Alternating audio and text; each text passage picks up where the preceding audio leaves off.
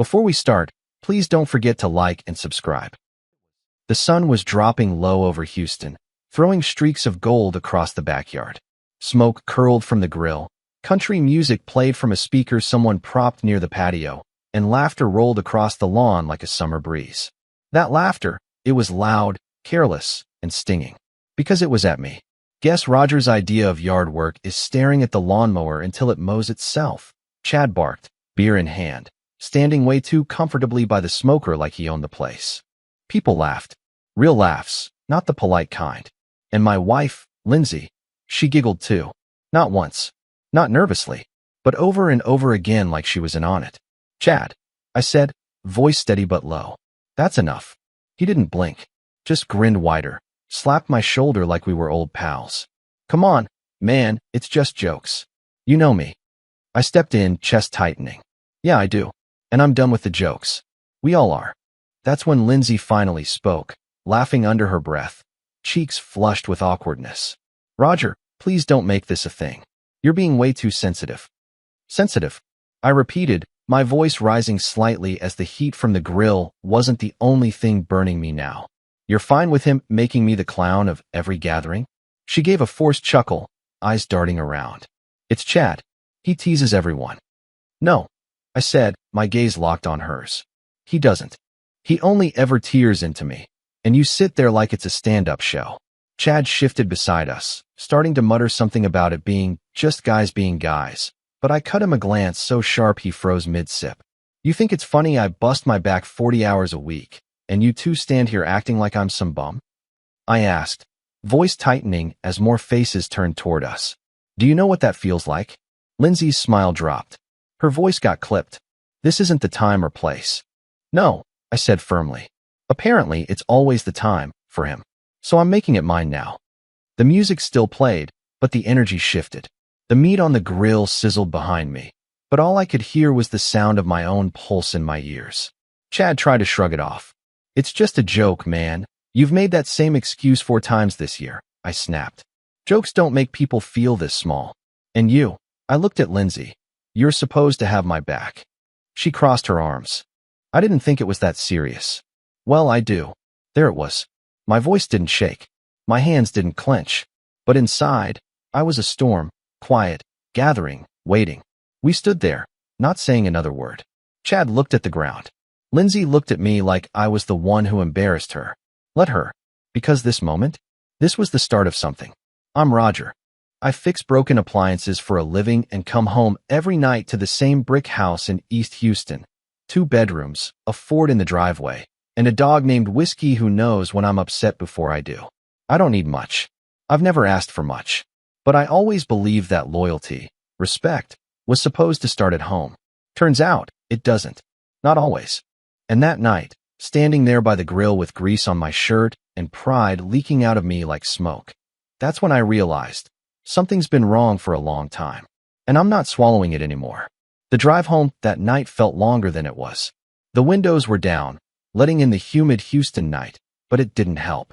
The heat wasn't outside, it was under my skin. Thick, slow-burning heat that started somewhere deep in my chest and stretched all the way up to my temples. Lindsay sat in the passenger seat scrolling her phone like nothing had happened. No apology.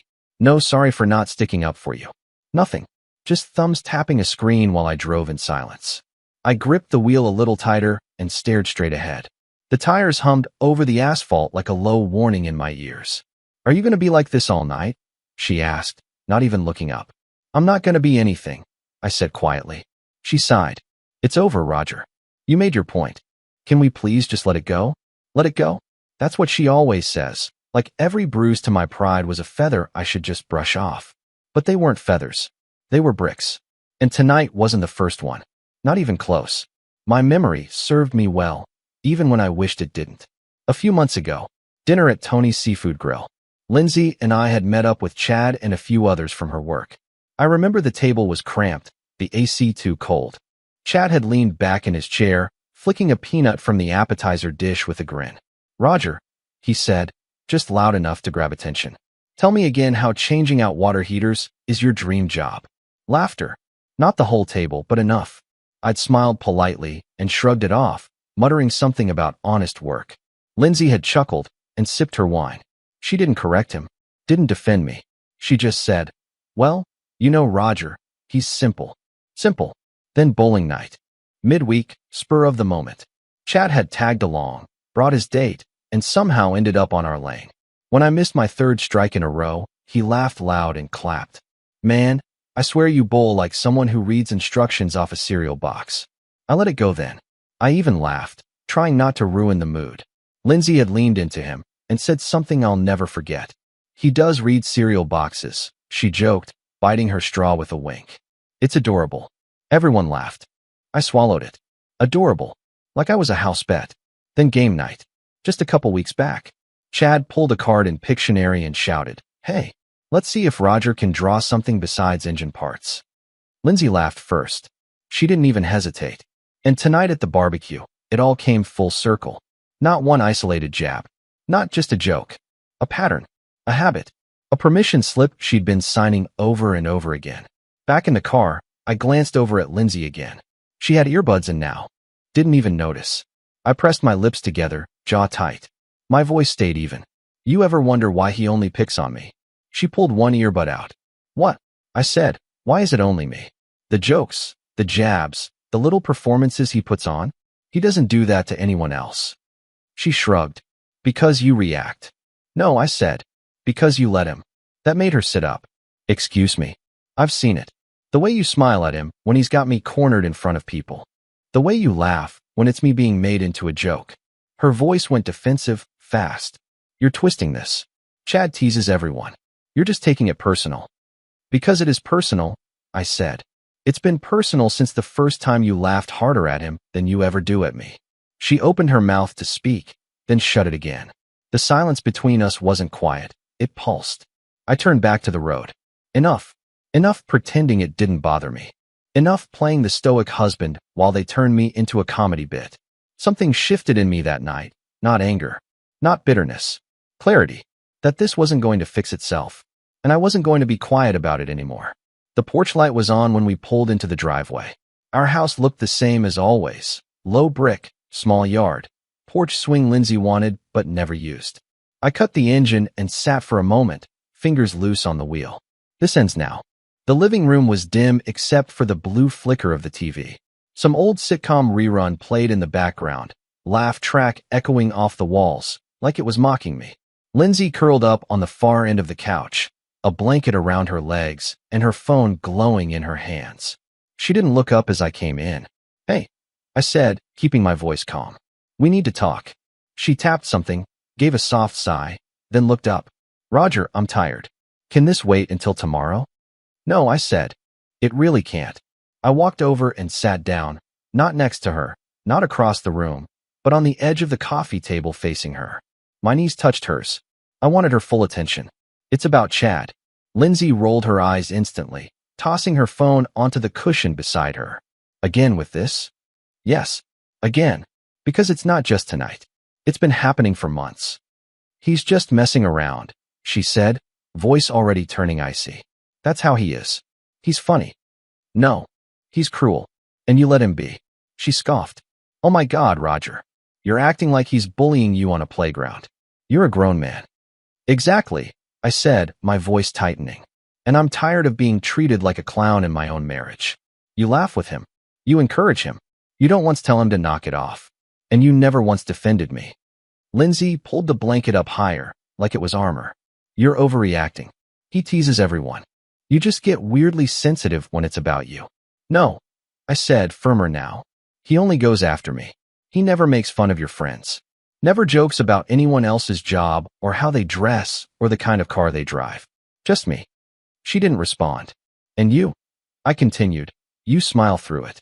You've called me simple, adorable, even slow in front of him. Do you even hear yourself?" She looked at me for a second, then turned toward the TV. "You're making a huge deal out of nothing. This is all in your head." I stood up slowly. "No, this is real. It's been real every time I sat through a night feeling like an afterthought. Every time I swallowed the words I wanted to say because I thought maybe you'd notice I wasn't okay. But you didn't. You just laughed."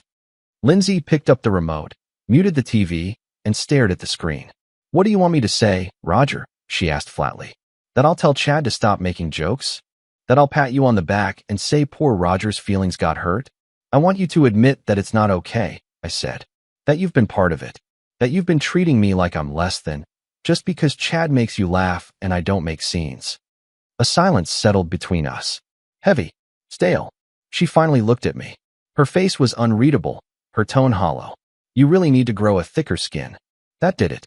I looked around the room, at the dusty bookshelf, the photos on the mantel, the throw pillows she insisted on keeping even though they were uncomfortable. And it all felt like someone else's house. I didn't belong in that silence. In her shrug, I turned and headed toward the hallway. Where are you going? She asked behind me. To bed, I said. You can keep watching whatever makes you laugh. The next night, I found myself in Terrence's garage, the one place in town where I could breathe without feeling like I had to explain myself. The hum of a small fan buzzed in the corner. The air smelled like motor oil, grass clippings, and old sawdust. Classic Texas garage. Terrence cracked open 2 shiners and slid one my way across the workbench. You look like you've been chewing nails all day. Want to tell me what's going on? I didn't say anything right away. Just took a long sip, let the cold settle into my chest. Then I said it straight. It's Lindsay. And Chad. Terrence leaned back on a stool, arms crossed, eyebrows rising. What did that greaseball do now?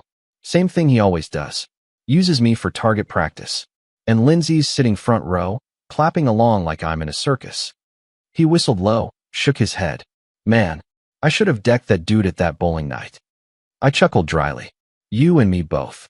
Terrence leaned forward. You want to go over there? Just the two of us? Put the fear of God in him? I looked up at him. Really looked. And for the first time, I realized I didn't want that. Not because I wasn't angry, but because I wasn't that guy. I'm not going to play thug to earn back self-respect, I said.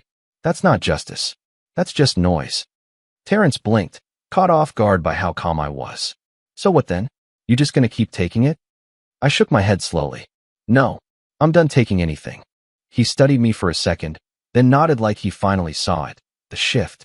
You've got something brewing, he said. What is it? I don't know yet, I admitted. But I'm not going to yell. I'm not going to fight. I'm going to make it undeniable. Undeniable who I am.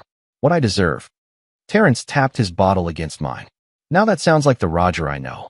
We sat in silence for a while. He finally asked, so what's Lindsay saying about all this? I stared at the beer bottle in my hand. She told me I need thicker skin. Terrence winced. Oof, that's cold. I shrugged. Colder than she's been in a long time. We didn't talk much after that. Just let the quiet stretch out between us like old friends do. The fan kept humming. A dog barked 2 houses down. But for the first time in a long while, my head didn't feel clouded. My chest didn't feel tight. I wasn't broken. I was clearing the rubble. And I wasn't about to rebuild what used to be. The next evening, after work, I walked through the front door carrying the same thermos I always did. Same boots, same scent of machine grease, same keys jangling in my hand. But something about me, something important, wasn't the same. Lindsay was in the kitchen tossing a salad, talking to someone on speakerphone. Her laugh rang out, sharp and free. Oh my God, Chad, you did not say that, she cackled. No, you cannot post that meme. Roger would lose it. I stopped in the doorway. Not out of surprise. Out of clarity. She didn't even flinch when I walked in. Just gave me a distracted wave, kept talking. Okay, I'll send you that thing we talked about. No, not that one. The other thing.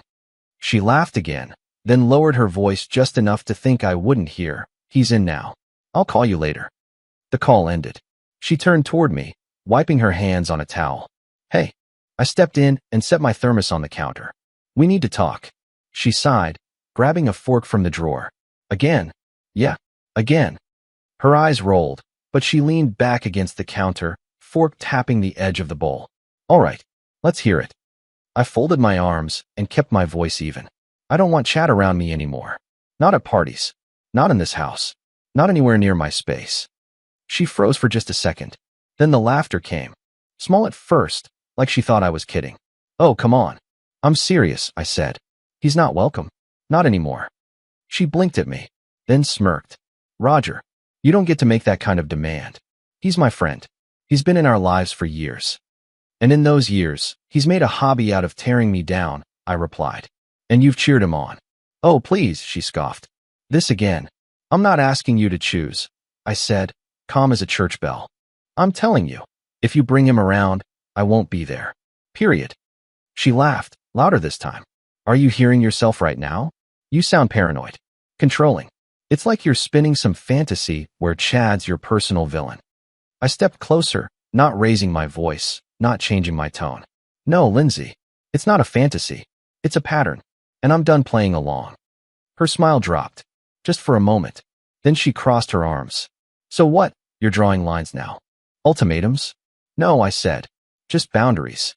She stared at me like she didn't recognize me. Maybe she didn't. I turned and started to walk toward the hallway. That's dramatic, Roger, she called after me.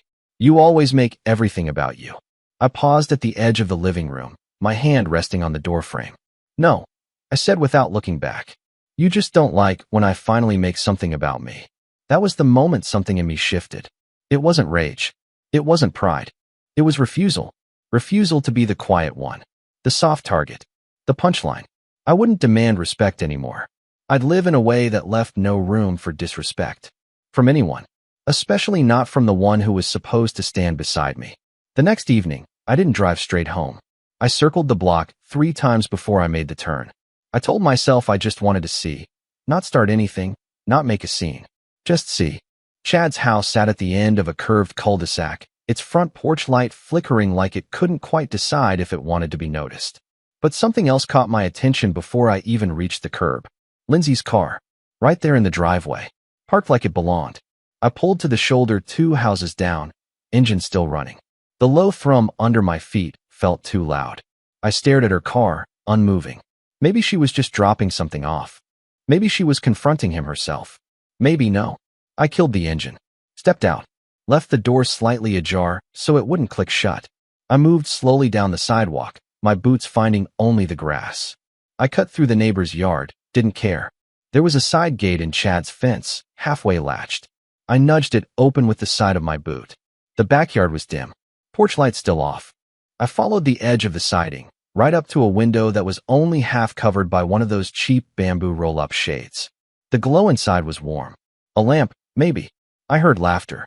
Not loud, not forced, real, quiet laughter. Hers. I stepped closer.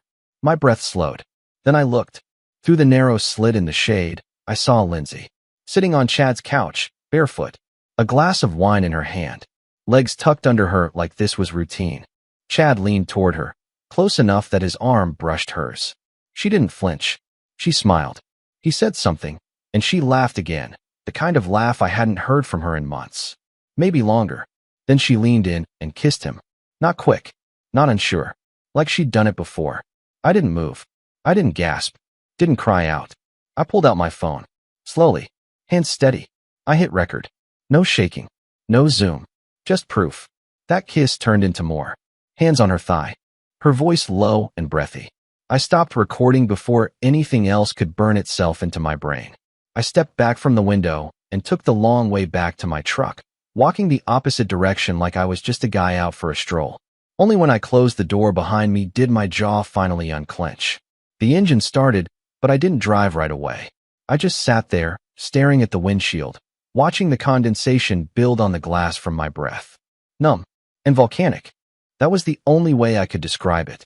Like part of me had shut off completely, while another part boiled just beneath the surface, waiting for the next crack to split it wide open. Back home, the house was dark. I didn't turn on the lights. Just walked straight to my desk in the spare room, plugged my phone into the laptop, and transferred the video. No sound. No edits. Just raw, quiet betrayal in perfect definition. I slid a fresh flash drive into the port and saved the file. Then I opened the drawer beneath the desk and pulled out the folder I hadn't touched in 3 years, the one that held our mortgage documents, our marriage license, and everything else we said we'd never need but should probably keep. Right there on top were the divorce forms. Half completed, still blank in all the places I'd once refused to consider filling out. But tonight, my pen didn't hesitate. I filled in the blanks. Box by box. Name by name. Reason by reason. Grounds, adultery. Evidence, enclosed. I didn't cry. Didn't rage. Didn't even text her. I just kept going, page after page, until it was all there. Signed. Dated. Ready. The next morning, I left the flash drive in a manila envelope and slid it across a polished oak desk. Jim Holbrook, my lawyer, was an old friend of Terrence's, a quiet guy with a sharp brain and zero interest in drama.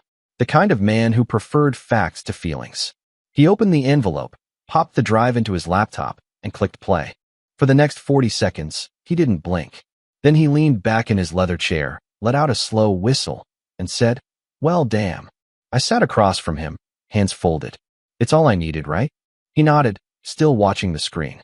"Roger, this is clean. Tight. Undeniable. No room for argument."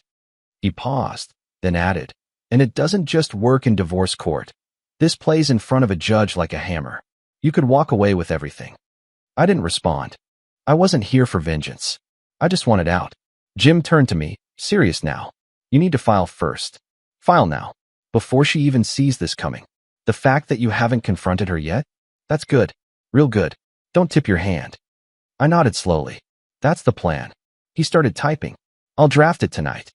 You'll have the papers by Friday. After that, we serve her. But until then, act normal." That last part sat with me longer than I expected. Act normal. When I walked in that evening, Lindsay was in the living room folding laundry. Candles were lit. A soft acoustic playlist hummed from the Bluetooth speaker. The entire house smelled like lavender and lemon, her peace scent, she used to call it. She looked up and smiled like nothing had changed. Like she hadn't spent the previous night pressed up against another man in a dimly lit living room. "Hey, babe," she said sweetly.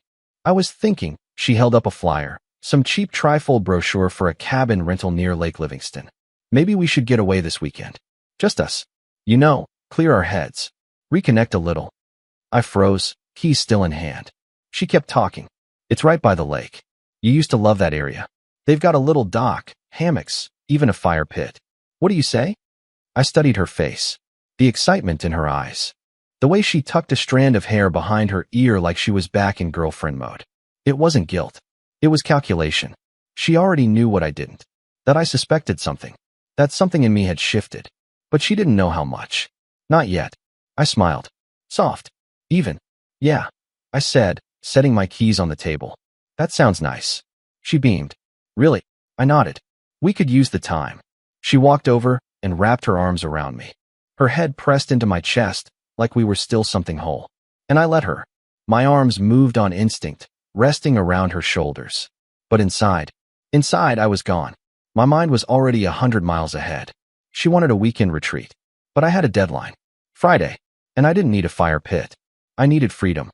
Later that night, while she hummed to herself folding towels, I sat in the garage with the door cracked open. The breeze was light. The cicadas were loud. And I stared at my phone, reading the email Jim had just sent. Petition for divorce. Roger Allen Weston versus Lindsay Marie Weston. Filed. Confirmed. Served by Friday. It was in motion, and she didn't have a clue. If this part resonates, give the video a thumbs up. Friday morning, I stood by the fridge, pouring myself a cup of coffee while Lindsay breezed through the kitchen like it was any other day. She was humming. Actually humming. Hair pulled back, wearing one of those soft old t-shirts she used to sleep in when we first moved in together. She hadn't worn it in months. "Want eggs?" she asked cheerfully, already cracking some into a bowl. I shook my head. "Nah, heading out early. Terrence needs help with that basement remodel he's been putting off." She turned, brows raised. "You're actually helping him with that?" "Yup. He's finally pulling the trigger. Wants to turn it into a gym/man cave." She laughed. "Sounds exactly like him." I grabbed my keys and thermos. He offered to put me up for a bit if it runs late some nights. Just in case. She leaned against the counter, smiling. "Oh, should I be worried about losing my husband to drywall and free beer?" I offered her a half smile. "You'll survive." Then I walked out the door. And just like that, I was gone. Terrence's place was 10 minutes from mine, with a cluttered garage, a fridge full of takeout containers, and a couch I'd sunk into more times than I could count. He handed me a spare key without a word. "No questions?" I asked. "Nope," he said, popping open a beer. "I know exactly what this is." We spent the next hour moving boxes around his basement, mostly in silence. I didn't need advice. I didn't want sympathy. I just wanted space, to think, to plan, to breathe in walls that didn't feel like they were closing in. That weekend, While Lindsay thought I was laying insulation or installing light fixtures, I was at Jim's office reviewing statements, checking asset spreadsheets, and finalizing custody arrangements in case things got ugly.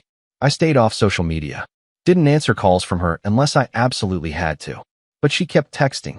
At first, it was just the usual. Hope the basement isn't a disaster, lol. Dinner's too quiet without you. Remember when we tried painting that one wall and made it worse? Then, her tone shifted. Late Saturday night, I got a photo. Lindsay, lying across our bed, one hand in her hair, oversized hoodie slipping off one shoulder. Missed this? I didn't respond. The next morning, she sent another. A mirror selfie, tight black tank top, lip gloss, that same smile she used when she wanted something.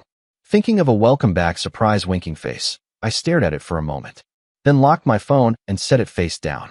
There was nothing left to say. Terrence noticed I was quieter than usual. He didn't push.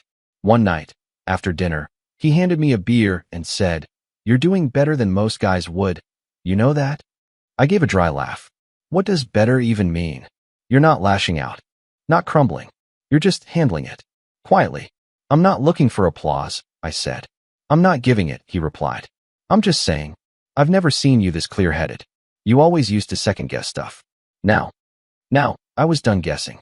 Monday morning, I got the notification, Lindsay Weston has been served. No reply. No call. No firestorm. Just silence. Which meant one thing. She was about to try something. And I'd be ready. The 4th of July cookout was loud, crowded, and soaked in red, white, and blue. Grills flared. Kids ran through sprinklers. Someone had fireworks lined up on a folding table like trophies. Laughter floated everywhere. Easy, careless laughter. I stood near the cooler with a plastic cup in my hand, Terrence a few steps behind me. Lindsay was across the yard, laughing too hard at something Chad said, her hand resting on his arm like it belonged there. Then I heard my name. Well, if it isn't Roger, Chad called out, raising his voice just enough for people to turn. Didn't expect you to show. Thought you were busy remodeling basements or something. A few chuckles followed. He took another sip and smirked. Guess even the quiet ones like a little attention on Independence Day, huh? I didn't respond. That bothered him. So what is it now, Roger? He continued. You finally loosen up, or are you still sulking over jokes? Lindsay laughed, sharp, nervous. Chad, stop. But she was smiling. I set my cup down on the table. Calm. Deliberate. Terrence muttered. You good? I'm great, I said. I walked straight toward Chad. He saw it coming and grinned wider. Whoa, easy there. You gonna lecture me again? I stopped right in front of him. No. The grin faded. Then what? I grabbed the front of his shirt and pulled him forward. The yard went dead quiet. Chad stumbled, eyes wide. Hey, man. I drove him down into the grass, not with rage, not wild, controlled. The sound of his back hitting the lawn knocked the breath out of him. Gasps erupted around us. Someone shouted my name. Chad scrambled, panic all over his face. Roger, I'm sorry, I was just kidding. Stand up, I said. He shook his head. No, man, please. I gave him one solid punch. Not brutal, not lingering, just enough to end it. He yelped, rolled away, and staggered to his feet, clutching his side. I'm done, he stammered. I swear, I'm done. Good, I said. He didn't wait for another word. He ran, through the gate, down the sidewalk, disappearing into the noise of fireworks popping in the distance. No one moved. Then Lindsay rushed toward me, face twisted with shock and fury. What is wrong with you? She screamed. Have you lost your mind? I looked at her, breathing steady. You don't get to ask me that. You embarrassed me, she yelled. You need to apologize. Right now? Or this marriage is over. I laughed. Not loud. Just once. Too late, I said. She froze. The fireworks cracked overhead, red sparks lighting her face as the truth started to catch up. The yard was frozen. Fireworks crackled overhead, but nobody was looking up anymore. Every eye was on Lindsay and me, the space between us buzzing louder than any sparkler. You humiliated me, Lindsay hissed, grabbing my arm hard enough to leave a mark. You assaulted my friend. You apologize right now, or we're done. I looked down at her hand on my arm. Calmly, I removed it. Say that again, I said. She straightened, chin high, voice sharp and practiced. Apologize. Right now? Or this marriage is over. That's when I laughed. Not bitter. Not angry. Just amused. Her eyes flickered. What is wrong with you? I reached into the cooler beside me and pulled out a thin blue folder, edges worn from use. Terrence sucked in a breath behind me. Roger, it's fine, I said. Lindsay stared at the folder. What is that? Our ending, I replied. I opened it, pulled out my tablet, and tapped the screen. No speeches. No build-up. Just truth. I turned the volume up and held it out so the circle around us could see. The video played. Lindsay's laughter filled the speakers first, soft, intimate. Then Chad's voice. Then the image, her on his couch, wine in hand, leaning into him like she belonged there. Gasps rippled through the crowd. Someone whispered, "Oh my God." Lindsay lunged for the tablet. Turn that off. I stepped back. The kiss played. Clear. Undeniable. Silence swallowed the yard. Lindsay's face drained of color. Roger, I can explain. I paused the video. Go ahead. She swallowed hard, forcing a smile that didn't reach her eyes. It's not what it looks like. Chad and I, we were just talking. You know how things have been between us lately. You pulled away. A murmur rolled through the guests. She reached for my hand. I didn't take it. We can fix this, she said quickly. We should talk privately. This doesn't need to be like this. I shook my head. You already talked. Through actions. She turned to the group, voice trembling but smooth. We've been under a lot of stress. Marriages go through phases. Roger's just upset. Don't, I said quietly. She looked back at me, panic flashing through the cracks. Please, we can work this out. I'll cut Chad off. I swear. I slid the divorce papers from the folder and held them up. Too late. Her breath hitched. You already filed? Yes. Her voice broke. Roger, please. You don't have to do this. I met her eyes, really met them. I already did. She collapsed onto a nearby chair, hands shaking. The crowd slowly began to disperse, whispers trailing behind them like smoke. Terrence stepped beside me. You ready? I nodded. As we walked away, fireworks exploded overhead, bright, loud, final. I didn't look back. The sun was beginning to dip behind the pine trees lining Terrence's backyard, casting long shadows across the lawn. A soft breeze carried the smell of ribs slow cooking on the grill and the steady murmur of easy conversation. 4th of July was behind me. Court was behind me. And Lindsay, well, she was far behind me. I stood by the smoker with tongs in hand, turning over a slab of ribs that hissed and popped under the heat. Terrence sat at the patio table with 2 guys from his work and their wives. Good people, easy laughter, no sharp edges hidden behind fake smiles. You sure you don't miss her? One of the guys joked as he took a long sip from his beer. These ribs are too good. I'd have taken the whole marriage just to keep this cookout. Everyone chuckled. I shrugged. She didn't like my ribs. Said they were too smoky. That earned a round of exaggerated groans. One of the wives leaned in. I heard from Kim. You know, the one who used to do your taxes? She said Lindsay moved back in with her parents. Lives with her sister now. 3 kids packed into one house. She's working double shifts at 2 diners. I didn't flinch. That true? Terrence asked. I nodded once. Yeah, I heard the same. She reached out. Someone else asked. Once, I said. Couple weeks back. Some long message about regrets, confusion, how she didn't know what she had. And I flipped a reb and didn't look up. I left it on read. No one said anything for a beat. Then Terrence raised his beer. To clean slates. But I lifted mine higher. To knowing your worth, I said, and proving it. We clinked glasses. That was it. No bitterness. No revenge fantasy. Just peace. And ribs. As the sky turned orange and purple above us, I sat back in my chair and let it all settle in. I'd lost a wife, but I'd found something better. Myself. That was the end of my story.